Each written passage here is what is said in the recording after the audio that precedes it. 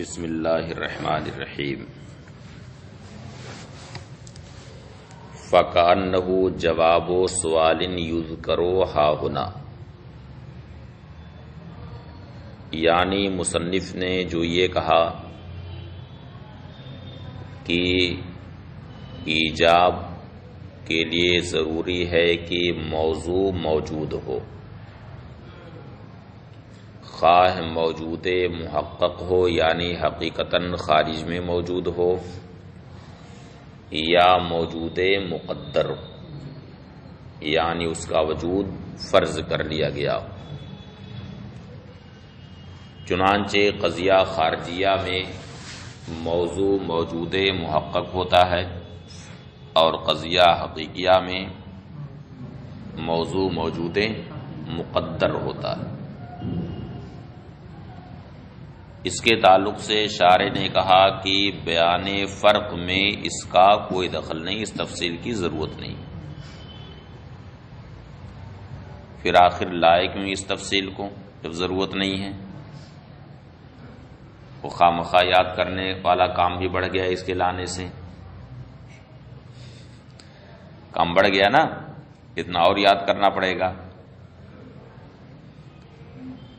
تو کہتے ہیں کہ ایسا لگتا ہے کہ یہ کسی سوال کا جواب ہے، اور سوال یہ ہے کہ آپ نے یہ جو کہا کہ ایجاب کے لیے موضوع کا موجود ہونا ضروری ہے،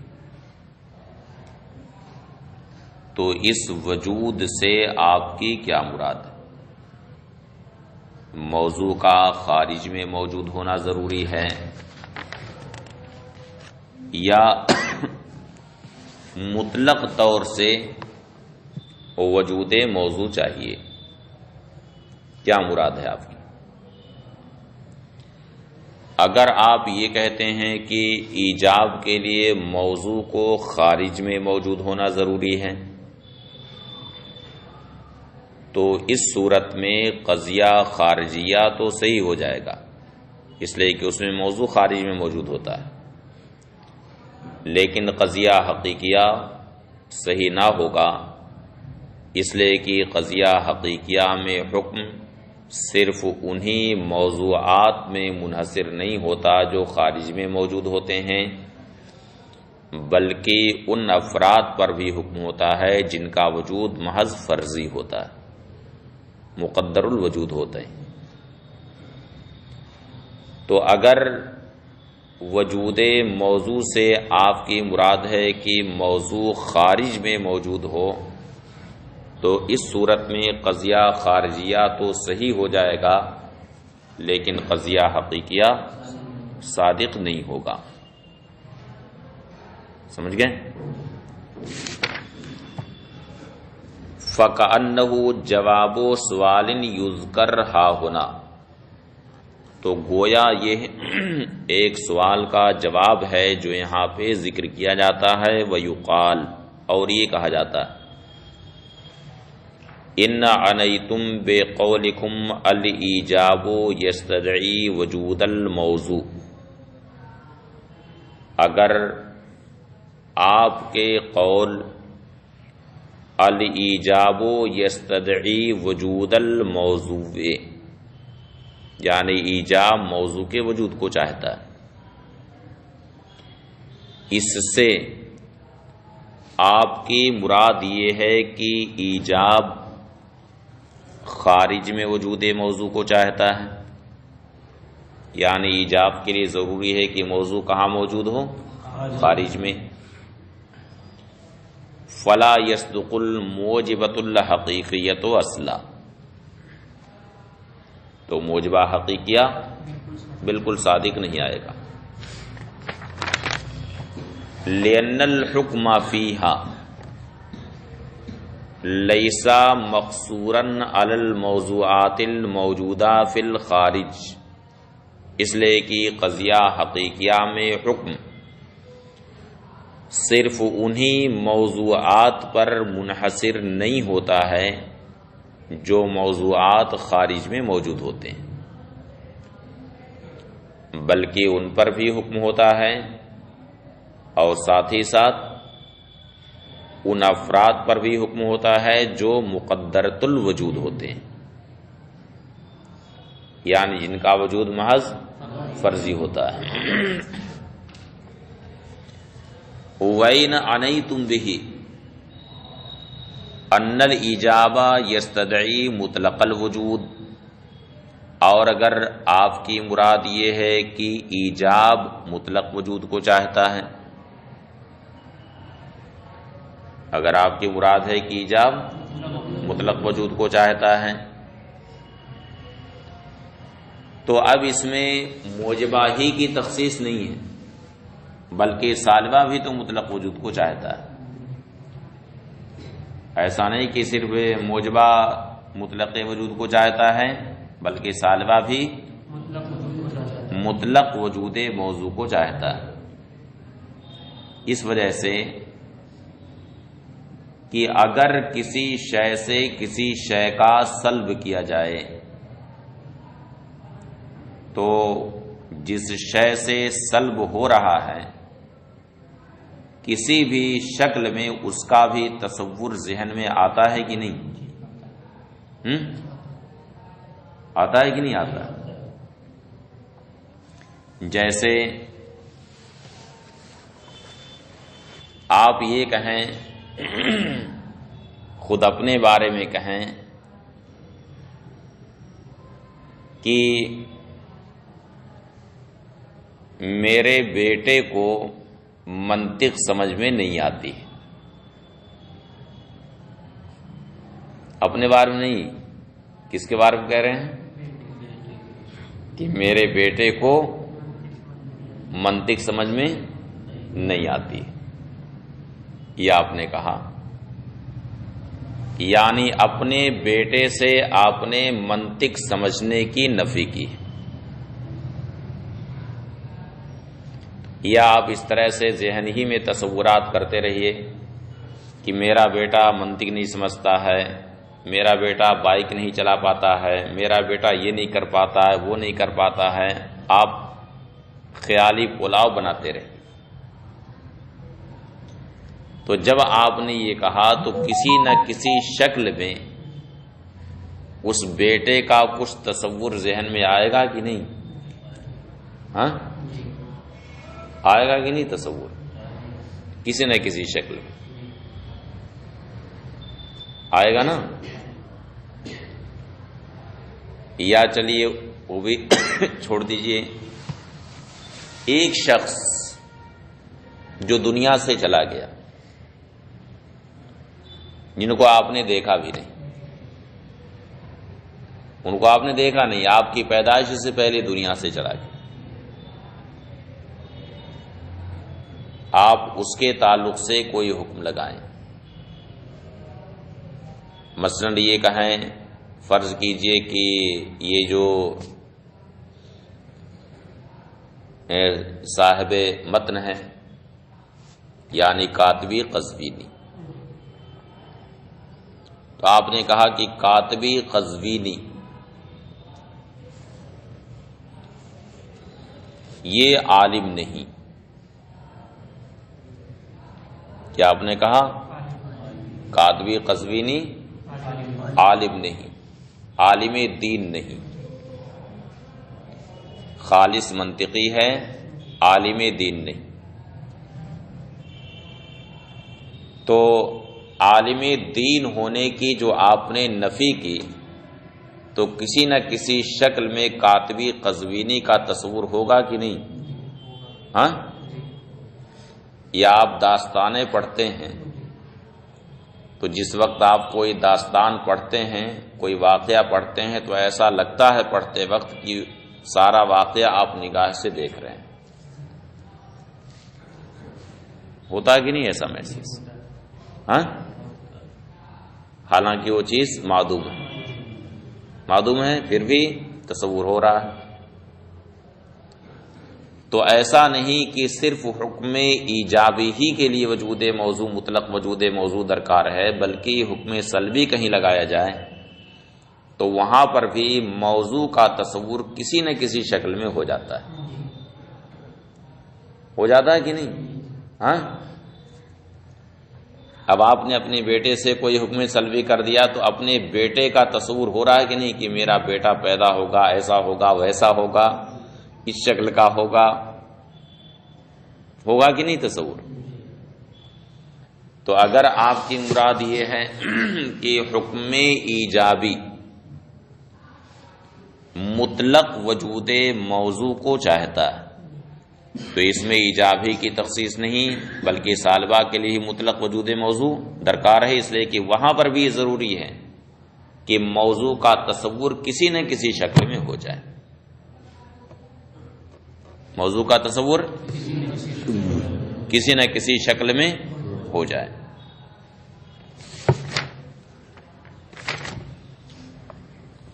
وَإِنْ عَنَيْتُمْ بِهِ ان الایجاب یستدعی مطلق الوجود، اور اگر اس سے آپ کی مراد یہ ہے کہ ایجاب مطلق وجود کو چاہتا ہے، فالصالبۃ ایضا تستدعی مطلق الوجود، تو صالبہ بھی مطلق وجود کو چاہتا ہے، لأن المحکوم علیہ لا بد ان یکون متصورا بوجہ ما، اس لیے کہ محکوم علیہ یعنی جس پر کوئی حکم لگایا جاتا ہے کسی نہ کسی طور سے اس کا بھی تصور ضروری ہوتا ہے، بلکہ غیر ارادی طور سے بھی تصور ہو جاتا ہے۔ آپ پرانی داستانیں آپ پڑھتے ہوں گے تو، اور کوئی واقعہ آپ پڑھتے ہوں گے جیسے سلطان صلاح الدین ایوبی نے کیسے بیت المقدس فتح کیا، آپ وہ پوری داستان آپ پڑھتے ہوں گے تو ایسا لگتا ہے کہ سارا منظر آپ اپنی نگاہوں سے دیکھ رہے ہیں، محسوس ہوتا ہے کہ نہیں؟ جبکہ موضوع خارج میں موجود نہیں ہے، محکوم علیہ خارج میں نہیں ہے، تب بھی ذہن میں تصور ہو رہا ہے۔ تو جہاں تک مطلق وجود موضوع کی بات ہے تو اس میں ایجابی کی تخصیص نہیں ہے بلکہ سالمہ میں بھی مطلق وجود موضوع درکار ہے، کیونکہ محکوم علیہ یعنی جس پر کوئی حکم لگایا گیا ہے اس کا تصور کسی نہ کسی طور سے ہوتا ہے ذہن میں۔ بتائیے سمجھ میں بات آ رہی ہے کہ نہیں؟ ہاں اب آ رہی ہے، اب آ رہی ہے سمجھ میں بات۔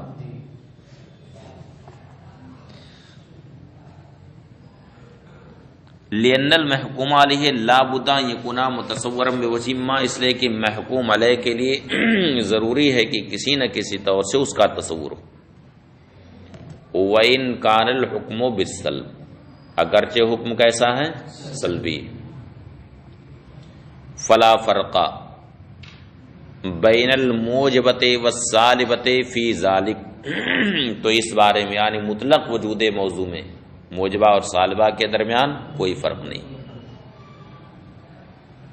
اب اس کا جواب دیتے ہیں۔ جواب یہ دیتے ہیں کہ ہمارا جو یہ کلام ہے کہ ایجاب کے لیے موضوع کا موجود ہونا ضروری ہے، اس میں ہم اتنا پھیلاؤ نہیں رکھتے ہیں کہ آپ یہ سب بات کریں کہ مطلق وجود موضوع تو سالبہ کے لیے بھی ضروری ہے، بلکہ ہماری یہ گفتگو صرف دو معیار پر یعنی دو راستوں پر ہماری گفتگو، ایک حقیقیہ اور ایک خارجیہ، بس انہی دونوں کے لحاظ سے ہماری گفتگو ہے۔ اب اگر بیچ میں کوئی تیسرا راستہ پیدا ہو رہا تو اس سے ہمیں غرض نہیں ہے، تو ہم نے یہ کہا کہ قضیہ حقیقیہ ہوگا یا خارجیہ ہوگا۔ اگر قضیہ خارجیہ ہے تو موضوع کا خارج میں موجود ہونا ضروری ہے، اور اگر قضیہ حقیقیہ ہے تو موضوع کا مقدر الوجود ہونا ضروری ہے۔ اب باقی آپ نے جو صورت پیش کی ہے سالبہ والی، وہ نہ حقیقیہ میں سے ہے نہ خارجیہ میں سے، اس لیے ہماری بحث سے خارج۔ ہماری بحث صرف دو چیزوں سے، حقیقہ اور خارجیہ سے، تو جو ان کے معیار پر اترے گا ہم اس کو لیں گے، اور جو ان دونوں معیار میں سے کسی میں پر نہیں ہے اس سے ہمیں کوئی مطلب ہی نہیں ہے۔ سمجھ میں آیا جواب کہ نہیں؟ ہاں، ہم نے اپنا جو ایک معیار بنا لیا ہے، جو اپنا ایک ضابطہ ہم نے بنا لیا ہے، گفتگو ہماری اسی کے تعلق سے ہوگی۔ اب ہمارے اس ضابطے سے باہر اگر کوئی چیز ہو رہی ہے تو اس سے ہمیں کوئی اس سے مطلب نہیں۔ تو ہم نے یہاں دو راستے ذکر کیے ہیں، ایک حقیقیہ اور ایک خارجیہ۔ اگر قضیہ خارجیہ ہے تو وہاں حکم ایجابی کے لیے ضروری ہے کہ موضوع خارج میں موجود ہو، اور اگر قضیہ حقیقیہ ہے تو حکم ایجابی کے لیے وہاں یہ ضروری ہے کہ موضوع کا وجود مقدر ہو، فرض کر دیا گیا۔ اب باقی آپ نے سالبہ والی جو صورت پیش کی ہے کہ سالبہ میں بھی موضوع کا تصور، محکوم علیہ کا تصور ضروری ہے، تو وہ ہماری بحث سے خارج ہے، اس سے ہمیں کوئی مطلب نہیں۔ سمجھ گئے؟ فاجابہ بِأَنَّ کلامنا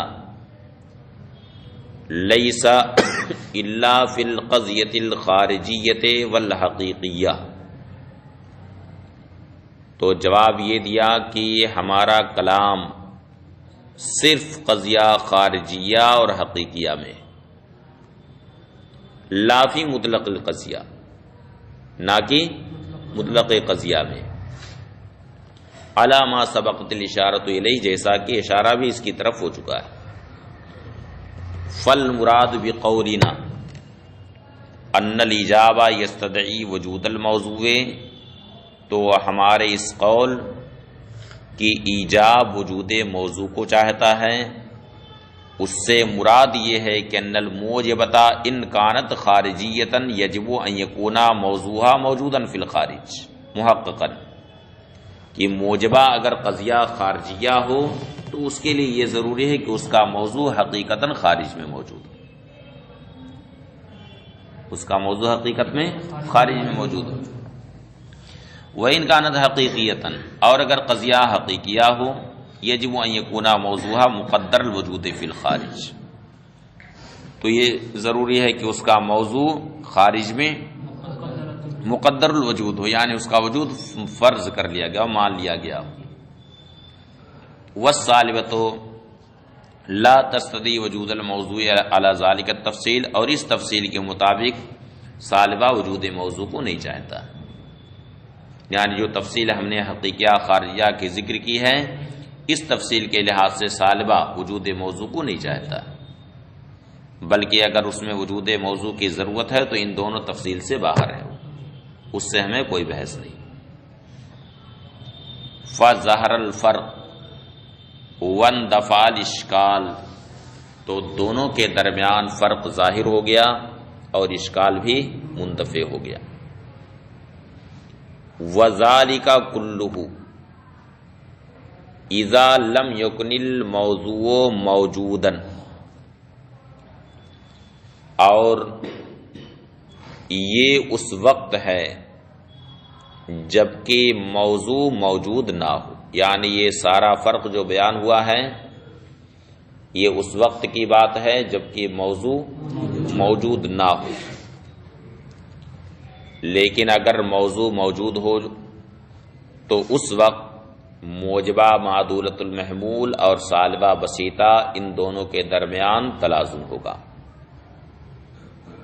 ان دونوں کے درمیان تلازم ہوگا۔ مثلا وہ جا جو خارج میں موجود ہے،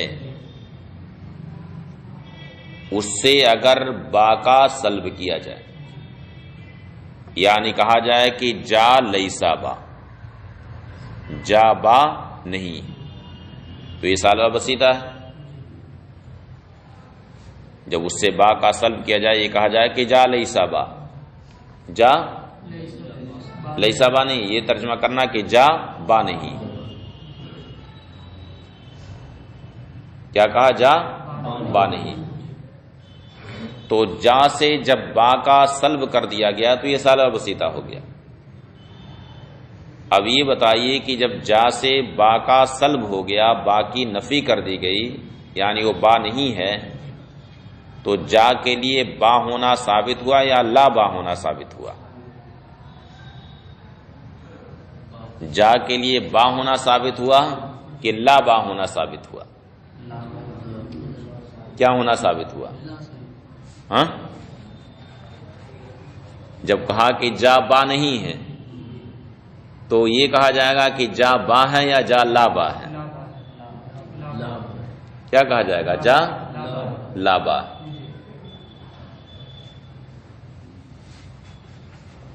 اب جیسے یہ کہا گیا کہ شمس العارفین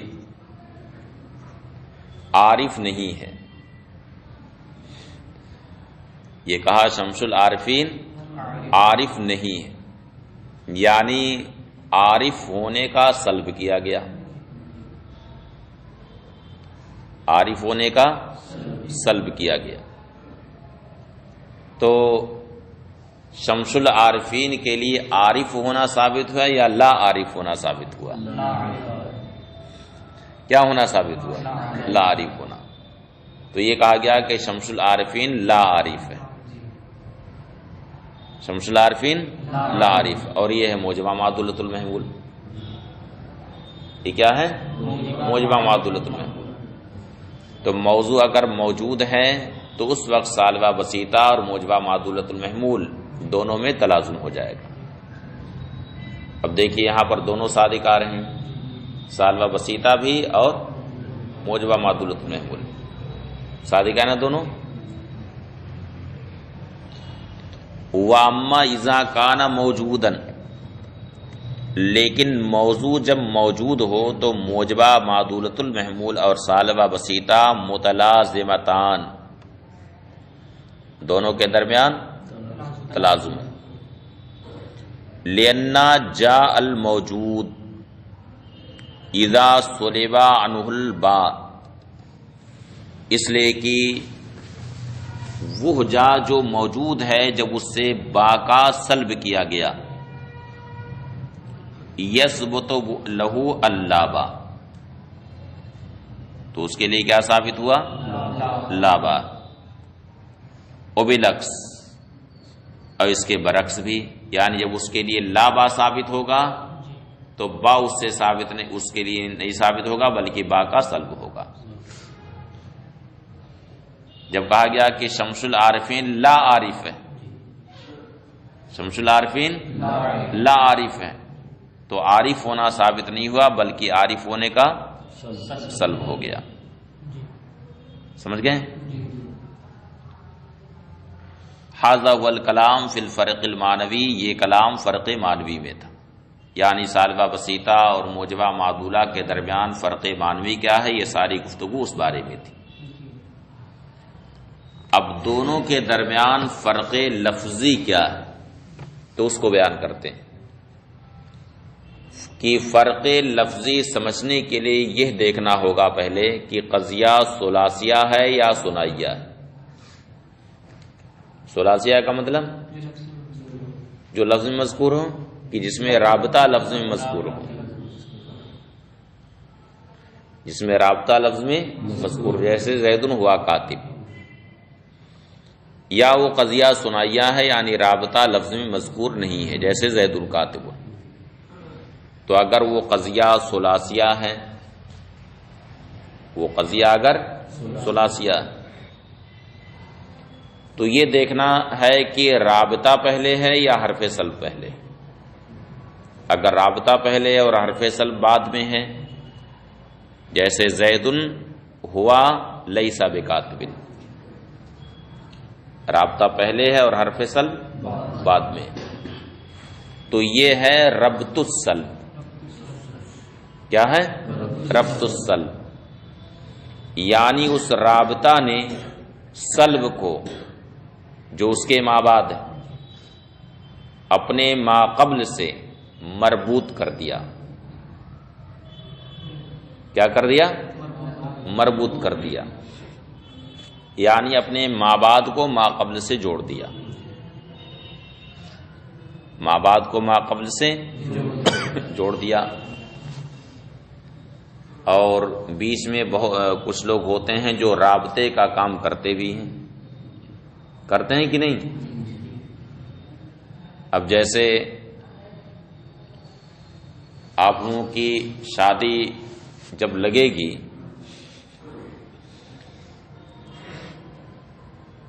دیکھیے شادی کا لفظ سنتے ہی سب کی بانچیں کھل گئیں، ہنسنے لگے سب لوگ خوشی کے مارے لفظ سن کر کے. تو جب واقعتاً شادی ہوگی تب کتنی خوشی حاصل ہوگی. ہاں تو شادی جب ہوتی ہے تو رشتہ لگنے سے پہلے بیچ میں کوئی آدمی ہوتا ہے کہ نہیں؟ ہاں جو دونوں کو جوڑتا ہے، ہوتا ہے کہ نہیں بیچ میں؟ تو یہ دونوں کے بیچ میں جو آدمی ہے جو دونوں کو جوڑنے کا کام کر رہا ہے وہی ہے رابطہ. وہی کیا ہے؟ رابطہ. یعنی اس نے ایک کو دوسرے سے مربوط کر دیا، ایک کو دوسرے سے جوڑ دیا، اس لیے اسے کیا کہا جائے گا؟ رابطہ. اور یہ اردو زبان میں بولا بھی جاتا ہے کہ ہمارے اور ان کے درمیان فلاں نے رابطے کا کام کیا. بولتے ہیں کہ نہیں اردو میں؟ اب دیکھو اردو زبان میں منطق آ گئی کہ نہیں آئی نا؟ تو منطق آپ لوگ نہیں پڑھیں گے تو اردو کیسے سمجھ میں آئے گی؟ ہاں کیا اگوا؟ اس کو اگوا کہتے ہیں.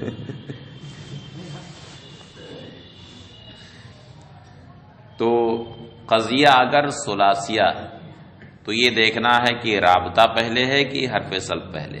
اگر رابطہ پہلے ہے تو رابطے کا کام اصل میں ہے کہ اپنے ماں بعد کو ما قبل سے جوڑتا ہے. تو ماں بعد کو ما قبل سے جوڑ دیا یعنی سلب کو اپنے ما قبل سے جوڑ دیا تو یہ ہے ربط السلب. کیا ہے؟ ربط السلب یعنی سلب کو جوڑنا ما قبل سے. اور ربط السلب یہ ایجاب ہے. ربط السلب کیا ہے؟ ایجاب. تو اگر رابطہ پہلے ہے اور حرف سلب بعد میں ہے تو یہ ربط السلب ہے. تو یہ ہوگا موجبہ معدولۃ المحمول. یہ کیا ہوگا؟ موجبہ معدولۃ المحمول. اور اگر حرف سلب پہلے آ گیا اور رابطہ بعد میں ہے تو حرف سلب کا کام ہے کہ اپنے ما بعد کی نفی کر دیتا ہے ما قبل سے. وہ جوڑتا نہیں ہے، وہ توڑتا ہے. اپنے ما بعد کو ما قبل سے توڑ دیتا ہے. تو وہ رابطے کا کام نہیں کرتا ہے بلکہ رابطے کا سلب کر دیتا ہے، رابطے کو توڑ دیتا ہے. اور سلب ربط یہ سالبہ ہے.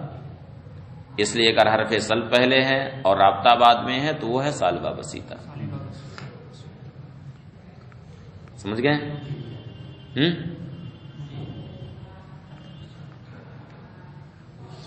فَإِنْ كَانَتْ ثُلَاثِيَّةً اگر قضیہ ثلاثیہ ہو فالرابطۃ فیہا اما ان تکون متقدمۃ علی حرف السلب او متأخرۃ عنہا. تو یہ دیکھنا ہے کہ رابطہ حرف سلب سے پہلے ہے یا حرف سلب سے مؤخر ہے.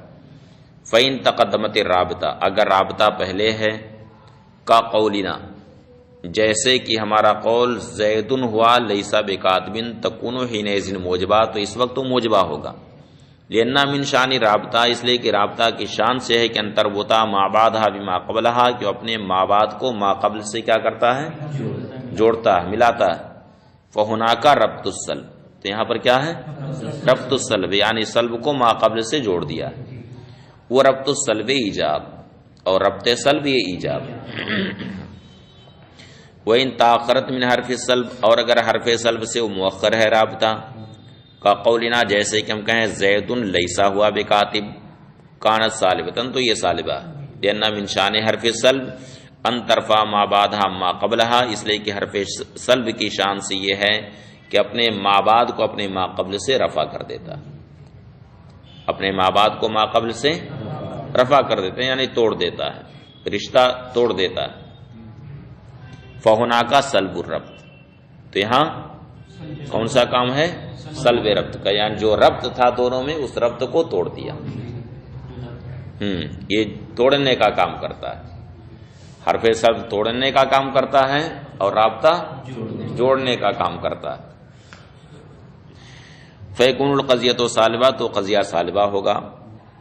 یہ فرق تو اس وقت ہوگا جبکہ قضیہ ثلاثیہ ہو۔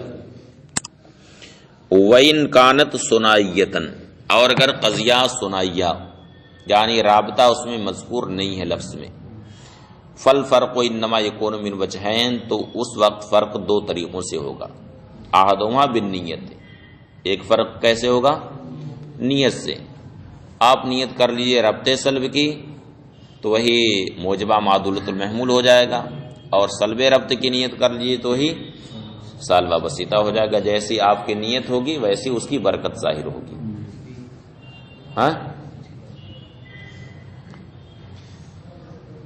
احدہما بالنیت، ایک فرق تو نیت سے ہوگا، اس کو نیت بنا لیجئے۔ بے ینویا، اس طور سے کہ یا تو ربط سلب کی نیت کر لے یا سلب ربط کی نیت کر لے۔